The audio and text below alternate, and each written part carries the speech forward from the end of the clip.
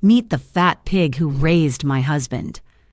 Her words hung in the air like cigarette smoke, ugly, slow, impossible to ignore.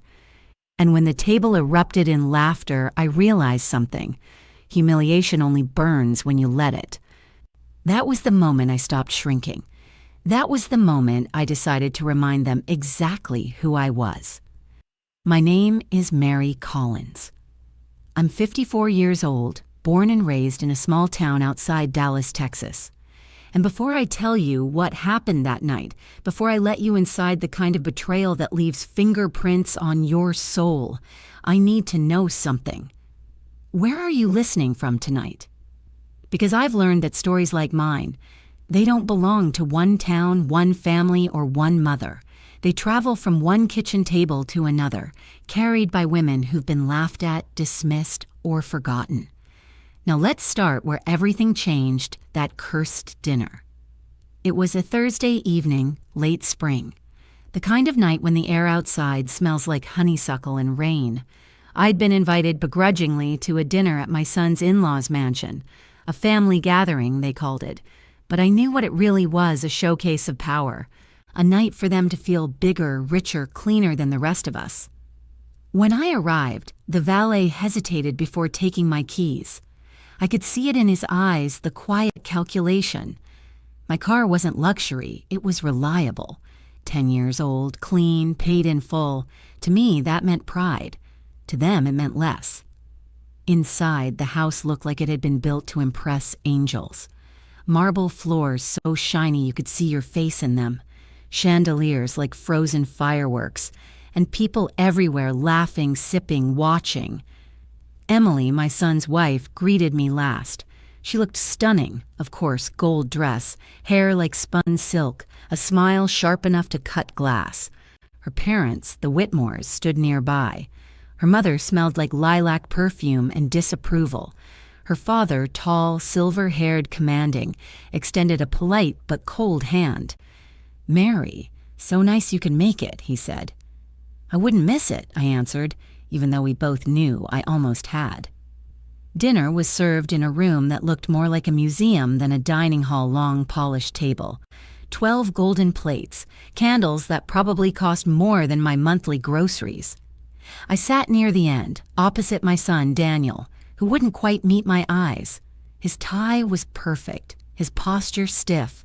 The boy who once brought me dandelions now looked like a man trying to forget where he came from. The conversation was all stock markets, vacation homes, golf tournaments, words that made me feel like I was breathing thin air. I stayed quiet, smiling when needed. I'd learned long ago that silence is sometimes the loudest weapon. And then it happened.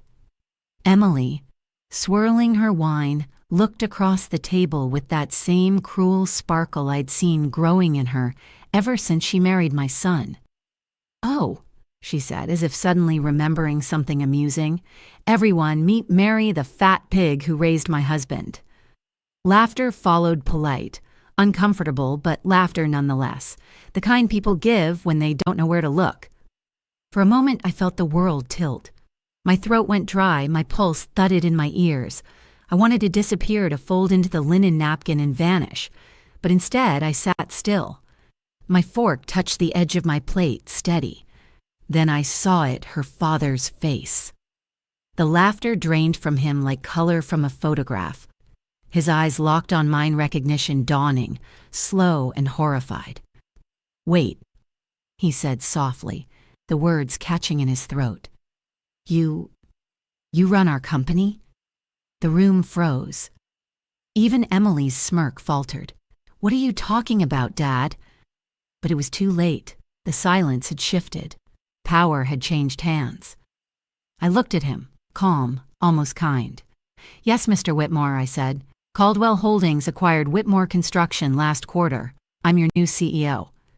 No one moved, no one breathed. I reached for my water glass, took a slow sip, and smiled. "Now," I said, "shall we continue dinner?" The rest of the evening blurred whispers, stares, the taste of roasted lamb turning to ash in my mouth. But one thought kept circling in my mind, steady and sharp. They wanted me small. They wanted me silent. and I had just reminded them I was neither. That night, after the dinner, I sat in my car for a long time, engine off, streetlights flickering across the windshield like old memories. My hands rested on the steering wheel, still trembling from what had just happened. I should have felt victorious, powerful even, but what I felt instead was hollow. Because underneath the shock and the whispers, beneath Emily's frozen smile and her father's pale face, I kept seeing Daniel, my boy, sitting there, silent, not defending, not flinching, just staring into his plate like a stranger. And that was what hurt most. I drove home through the Texas backroads, where the air still smelled like dust and rain. The night was thick and quiet, the way it used to be when Daniel and I lived in that tiny duplex behind the old Baptist church. I could almost see him again, 10 years old, knees scraped from playing outside, running up the steps yelling, "Mama, I got us dinner," and holding up a crumpled takeout bag like a trophy. Back then, we didn't have gold walls. We had faith, and sometimes faith was enough. I was 24 when Daniel was born. His father, Charles, had already started showing signs of the man he'd become: charming in public, cruel in private. He worked construction by day, drank by night, and measured his worth by how quiet I stayed. When he died in a roadside accident, people brought casseroles and pity. I brought resolve. I worked every job that would take me cleaning offices, folding shirts at the dry cleaners, managing inventory at a corner store. I used to tell Daniel bedtime stories about success, like they were fairy tales. One day, I said, we'll have our own house, one with windows that open right and floors that don't squeak when we pray. He used to smile at that. He always smiled. Even when I came home smelling like bleach, he'd hand me a towel and say, "You're the hardest working person I know, Mama. One day I'll make you proud." And he did. Lord, he did. When he got his scholarship, I sat in the back of the auditorium, clutching my purse so tight it left marks in my palms. He'd worn the same blue shirt I'd ironed 1,000 times before, the one with the tiny thread loose near the collar. When they called his name, I cried so hard I scared the woman next to me. From there, things moved fast. College, internships, a degree in business administration, my baby boy all grown up, stepping into boardrooms while I still scrubbed floors at night to help him pay rent. It was around that time he met her, Emily Whitmore. The first time he showed me her picture, I remember saying, "She's beautiful, honey, but she looks like the kind of girl who's never eaten burnt toast." He laughed then. I didn't. When I finally met her, it was at a cafe downtown, the kind of place where coffee costs what a full meal used to. She shook my hand like it might leave a stain. Perfect nails, perfect smile, not a hint of warmth behind it. "Oh, you're Mary," she said. "Daniel talks about you constantly. You raised him all by yourself, didn't you? That's so inspiring." Inspiring. I remember thinking that word was just pity dressed in pearls. Still, I smiled. I told myself to give her a chance. Love makes fools of the kindest people. But as months passed, little things began to change. Daniel started calling less, then visiting even less than that. He'd say, "Mom, Emily's family is just different. You'd love them if you understood their world." Their world. That was the first time I realized he'd stopped saying our world. By the time the engagement was announced, I barely recognized him. His shirts were sharper, his words smoother, his hugs shorter. I remember one night sitting on my porch, holding an old photo of the two of us, me with messy hair, him missing a tooth, both of us covered in pancake batter, and thinking, somewhere along the way, my boy traded love for status. People like to say money changes everything, but I've learned something truer. It doesn't change people. It reveals them. And soon enough, I was about to see just how much it would reveal in both of them. The first sign came quietly like a draft slipping through a closed door. A wedding invitation I never got to help design. Then a florist's receipt I found on social media, tagged #Whitmore Wedding, weeks before anyone told me the date. I remember staring at that post, my son in a tuxedo fitting, Emily beaming beside him, and realizing I was no longer part of the story I'd written my whole life. When Daniel finally called, his voice was light but distant, like a man standing at the edge of a canyon. "Mom, it's going to be a small ceremony," he said. "Just close family." I laughed softly. "What am I, Daniel? The mail carrier?" He didn't answer right away. The silence between us stretched so long I could hear my own heartbeat. "Emily's family. They have certain expectations," he said finally. "They're covering everything and, well, they want to keep it elegant. You know how appearances are." Appearances. That word cut deeper than any insult. When I hung up, I sat at my kitchen table staring at the invitation that never came, my hands shaking. The table was scratched, the chairs mismatched, but it had held more love than any ballroom ever could. The next time I saw Emily's parents was at the rehearsal dinner. I went because I refused to vanish. Her mother, Lydia, looked me up and down, her smile thin as lace. "Mary, dear," she said, touching my arm, "we didn't think you'd make it. I know it must be a bit overwhelming for someone of your background." I smiled. "Overwhelming? No, ma'am. I've cleaned bigger rooms than this." Her smile faltered. I caught Daniel's eyes across the room, the faintest flicker of embarrassment, maybe even guilt, but he said nothing. After they married, my visits grew shorter. My calls went unanswered more often. When I did come by, Emily was always just heading out. Once I brought over a chocolate cake, Daniel's favorite since he was 8. I left it in the kitchen while I went to wash my hands. When I came back, it was gone. Emily stood at the counter, smiling, wiping her hands with a paper towel. "Oh, that? I tossed it," she said casually. "We don't really eat homemade things. I'm sure it's sentimental, though." For a moment, I couldn't breathe. That cake wasn't just food, it was memory, tradition, love baked into flour and sugar. But I said nothing. I just nodded and left, the smell of cocoa following me out like a ghost.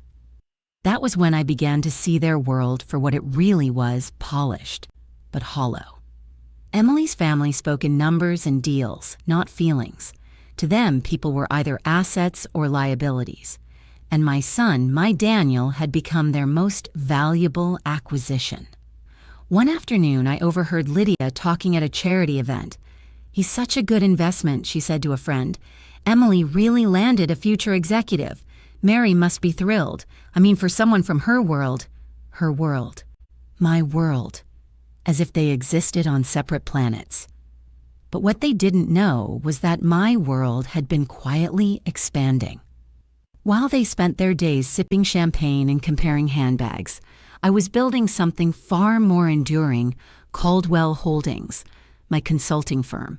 It started with a single client in a small office space above a laundromat, but within 5 years, we were handling multi-million-dollar accounts. And one of those accounts, fate has a strange sense of humor, was Whitmore Construction, Emily's family's legacy business. When my lawyers told me, I almost laughed. I remember whispering, "God doesn't always shout his justice. Sometimes he signs it in ink." I didn't tell Daniel. Not yet. Not until I had to. Because some lessons, the kind that burn arrogance down to ash, can't be taught with words. They have to be lived. It would take one dinner, one cruel joke, and one stunned silence for them to learn exactly who I was. And when that moment came, I promised myself something: I would not raise my voice. I would not fight for space at their table. I'd let them hand it to me, trembling. When the paperwork went through, it didn't feel like revenge. It felt quiet, almost holy. The email came on a Wednesday morning. Caldwell Holdings officially acquires controlling interest in Whitmore Construction. Just like that, with a few signatures and one digital transfer, the same family that had mocked my name now answered to it. I didn't gloat. I didn't even smile. I simply closed my laptop, poured myself a cup of coffee, and whispered, "Well, Lord, that's something, isn't it?" For years, I'd kept my success private. I preferred small victories over grand announcements. The business grew from consulting to full acquisition strategy. We helped companies restructure, refinance, rebuild. I'd built an empire not from greed, but from grit. Every penny came from late nights and long days, the kind where you forget to eat, the kind where you mop your own floors after firing half your staff to keep the company alive. By the time we landed Whitmore Construction, Caldwell Holdings had offices in 3 cities, a board of directors, and a reputation for taking broken systems and turning them to gold. But the Whitmores didn't know that. Not yet. The first time I walked into their corporate headquarters as an investor, I felt that old heat of insecurity rise in me, the same one I'd felt in their marble mansion. Their receptionist gave me that look I knew too well. Polite confusion dressed as superiority. "Excuse me, ma'am," she said, forcing a smile. "Investors usually come through the executive entrance." I smiled right back. "That's fine, sweetheart. I like to see how the real work gets done." Inside, I sat at the long conference table where generations of Whitmores had made their fortunes. There was an oil painting of the patriarch over the mantel, the kind of self-portrait that screams legacy. When the meeting began, I introduced myself simply, Mary Collins, representing Caldwell Holdings. The CFO blinked, flipping through the papers in front of him. "I didn't realize you were that Caldwell," he said. I nodded, calm. "The only one that matters." I kept my distance from Daniel and Emily during those months. It wasn't easy, he called sometimes, asking about family things, small talk mostly. I could hear the strain in his voice. "Work's been stressful," he'd say. "I bet it has," I'd reply. Neither of us mentioned the company name. "Oh, I was preparing something bigger." The Team Mary wasn't just a weapon, it was a mirror.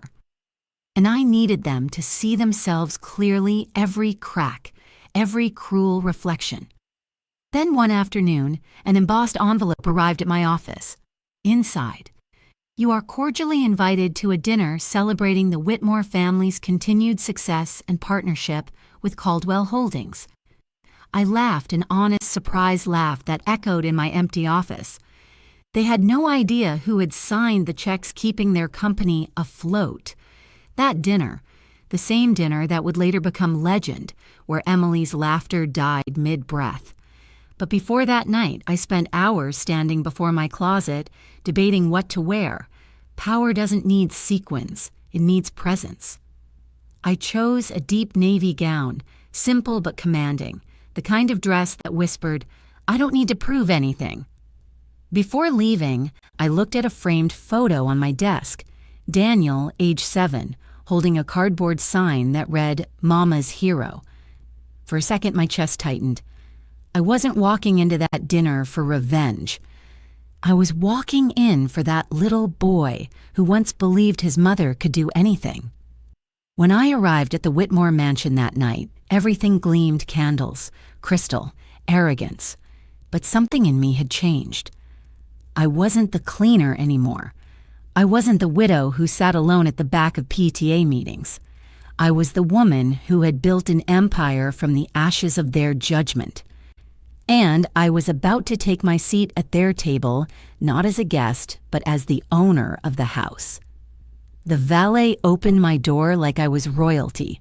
I suppose in a way I was just not the kind of royalty they recognized. The Whitmore's mansion glowed against the night, each window blazing like a stage light. I took one steadying breath before stepping out. Inside, the house hummed with laughter and expensive perfume, the kind of place where conversations clinked like champagne glasses, delicate, hollow, ready to shatter. A waiter took my coat and offered me wine. "Red or white, ma'am?" "Neither," I said. "I came to stay sober tonight." The dining room was a picture from a magazine. Ivory walls, a mahogany table polished to a mirror, silver so bright it hurt to look at. Emily was radiant gold dress, perfect curls, a smile that never reached her eyes. She floated toward me like a hostess performing for a camera. "Mary," she cooed, "you made it." "Wouldn't have missed it," I said. My voice was soft but steady, the kind of calm that unnerves people who expect an apology. Her father, Richard Whitmore, stood at the head of the table. He greeted me with a practiced smile, his hand cool and dry. "Ah, Miss Caldwell. Wonderful to see you again." Again. If only he remembered where. Dinner began with polite chatter, the weather, the markets, a new resort Emily's mother couldn't stop bragging about. I let them talk. Sometimes silence is sharper than a blade, but Emily couldn't resist. I saw the way she glanced at her friends, that tiny smirk she got when cruelty was about to cross her lips. "Oh, everyone," she said suddenly, waving her fork in the air. "I completely forgot to introduce you properly." Her voice turned honey-sweet and venom dripped beneath it. "Meet Mary, the fat pig who raised my husband." The laughter came slow, polite at first, then louder. It wasn't the sound itself that hurt. It was the echo of every time in my life someone had looked at me and seen less. I didn't flinch. I placed my fork down gently, the silver clinking against porcelain like punctuation. Daniel's head bowed. His hands fidgeted in his lap. Not a word, not a sound. And then the room changed. It was so subtle, most didn't notice, but I saw it. Richard Whitmore's smile vanished. His hand froze halfway to his glass. Color drained from his face as his eyes locked onto mine. "Wait," he said, voice trembling. You run our company?" The room fell silent, the kind of silence that hums with panic. Emily blinked, confused. "Dad, what are you talking about?" But he didn't look at her. His gaze was still on me. I leaned forward slightly, my tone calm, gentle even. "Yes, Mr. Whitmore. Caldwell Holdings acquired Whitmore Construction last quarter." I paused, let the weight of it settle like dust on crystal. "I'm your new CEO." You could hear the air leave the room. Forks froze mid-air. Someone coughed. Even the candles seemed to flicker lower. Emily laughed nervously. "That's not... You're joking, right?" I looked at her, eyes steady. "Does it sound like I'm joking?" Her smile faltered. Her hand slipped from her wineglass. Across the table, Daniel finally looked up, really looked. His face went pale, then red, shame flooding every feature. I wanted to reach for him, to whisper that I forgave him, but this moment wasn't about comfort. It was about Mary. Richard cleared his throat. "Miss Caldwell, Mary, I had no idea." "I know," I said quietly. "That's what makes this so poetic."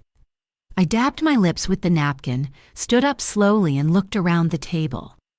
"Thank you for dinner. It's been enlightening." No one spoke. The laughter that had filled the room only minutes ago had turned to stone. I turned to leave, my heels clicking against their imported marble. Each step sounded like a closing door. At the entryway, I paused and glanced back just once, not out of pride, but out of peace. For the first time in years, I wasn't the one shrinking. They were. That night, sleep never came. I sat by my window with a mug of coffee gone cold, watching the moon reflect off the windshield of my car. The silence was thick, not heavy with sadness, but with something deeper. Peace. For the first time in years, I didn't feel small. I didn't feel like someone waiting to be invited to belong. I was finally standing in my own name. At dawn, my phone buzzed. Unknown number. "Miss Caldwell?" The voice was hesitant. "This is Richard Whitmore." I almost smiled. Of course it was. "I owe you an apology," he said. "Last night was disgraceful. My daughter's behavior was, well, you saw it." "Yes," I said. "I saw it." "I had no idea," he went on, his tone shifting from embarrassment to desperation. "No idea that you were the one keeping our company alive. You've been nothing but professional and we—" He stopped himself. "I misjudged you." I let the silence stretch until it became uncomfortable. Then I said calmly, "Mr. Whitmore, you didn't misjudge me. You just never tried to see me." There was a pause, then a quiet, "You're right." That call ended politely. but the ripple it started, I could feel it everywhere. By Monday, the tone in every meeting had changed. Executives who once ignored my emails now leaned forward when I spoke. People who had rolled their eyes at the outsider CEO began addressing me as ma'am with reverence. Power doesn't shout, it simply walks in and takes its seat. 2 days later, Daniel showed up at my door. He looked tired, dark circles, loosened tie, the weight of realization heavy on his face. "Mom," he said softly, "can we talk?" I gestured for him to sit. Of course. He didn't sit right away. He stood in my living room, looking at the framed photos on the mantel. Birthdays, graduations, the two of us standing outside our first apartment, smiling like the world was ours. "I didn't know," he said finally, "about your company, about any of it." "I didn't hide it," I said, "and you just stopped asking." He winced, nodding. "Emily told me you'd embarrass us, that you'd make her family uncomfortable. I thought I was protecting peace." "Peace built on disrespect isn't peace," I said quietly. He sat down then, shoulders slumped. "She's been crying all morning," he muttered. "Says she didn't mean it, that it was a joke." I shook my head. Cruelty dressed as humor is still cruelty. He looked up, eyes glassy. "I'm sorry, Mom." I studied him, the boy who once held my hand crossing the street, now a man learning humility in the hardest way possible. I wanted to stay angry, but love, the real kind, doesn't always shout either. So I reached across the table, touched his hand, and said, "I forgive you, but forgiveness isn't the same as forgetting." He nodded, silent tears slipping down his cheeks. After he left, I walked to my home office and opened the blinds. The sun was rising, soft gold spilling across my desk. My reflection glimmered faintly in the window, older, stronger, finally free. That night had shifted something inside me. For so long, I tried to prove myself worthy of their acceptance, of my son's approval, of society's permission to exist without shame. But standing in that dining room, I realized I didn't need any of it. Respect earned through endurance is stronger than any title. A week later, a bouquet arrived at my office. White lilies. A note attached. "For teaching us what real grace looks like, R.W." I smiled, placed the flowers in a vase, and moved on with my day. The world hadn't changed. But I had. It's been 3 years since that dinner. The lilies from Richard's apology long withered, but I kept the vase, not as a trophy, as a reminder that power wrapped in arrogance is fragile, and Tamari always finds its way to the surface. The Whitmores still run their construction firm under my company's umbrella. We meet once a quarter. It's always professional, always polite. Emily avoids eye contact. That's fine. Some lessons leave bruises they'll never admit to. Daniel comes home more often now. Not to impress, not to apologize, just to be. He calls every Sunday morning, even if only to ask, "You had breakfast yet, Mom?" Sometimes we sit together in silence, watching the world outside my kitchen window, and that silence feels like healing. Last month, he brought someone new with him. Her name's Lily, his daughter, my granddaughter, barely 6 months old, eyes wide like her father's when he was little. When he placed her in my arms, I felt something unlock in me. That same pulse of love, fierce and unconditional, but softer this time, calmer. I whispered to her, "You come from women who don't bow." She smiled that gummy, innocent grin, and for a moment the world felt forgiven.